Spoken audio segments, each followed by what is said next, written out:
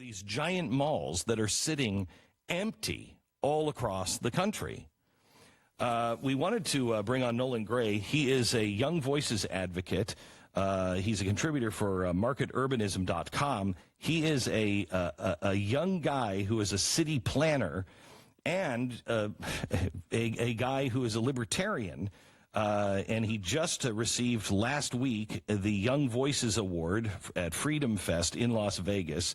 It's a new award from Reason Magazine that goes to libertarian policy writers who work actively to translate ideas into actual results that are free market ideas. Welcome to the program, Nolan. How are you?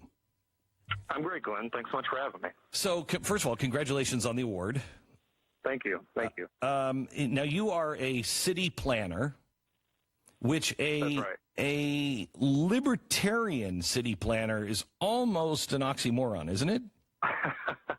Yeah, right. Well, yeah, I went into the admissions office and I told them, find me the most libertarian thing to study. And they told me city planning. No, I just became interested in it as something that has a huge impact on the places that we live. It's an area of policy that, you know, for obvious reasons has mostly been neglected by people who care about freedom and liberty. Yeah.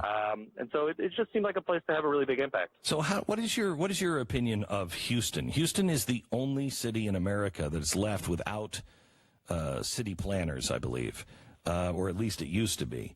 And it seems to be doing fine. Why do we need all of this city planning? Yeah, right. Houston's fascinating. They're the only major U.S. city to not have zoning, which is where cities break up parts of the city into different districts for certain uses or certain densities.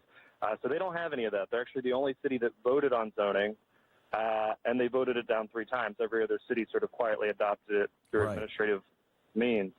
And is it failing in any way? Well, if you look at the population growth numbers, I mean, revealed preferences, right? It's not failing. Tons of people are moving to Houston. And people who live there love it. They love it. Yeah, right.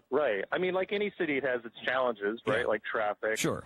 But, you know, I mean, relative to cities that are much more heavily planned, it's not entirely obvious what Houston is missing in a lot of respects. So what is the city of tomorrow look like, especially with the malls? And do you agree that Saks Fifth Avenue and Macy's and Lord and Taylor, I think, just went out of New York City, but you have huge traditions and swaths of property that are these giant department stores. Are they gone?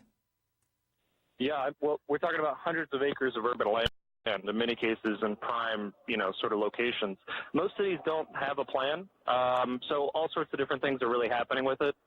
My hometown, a mall sat empty for about a decade and then turned into a megachurch. In a lot of cases, they're being redeveloped as office space, more housing, so new apartments or new little single-family homes. Most cities don't really have a plan. And they've sort of locked in this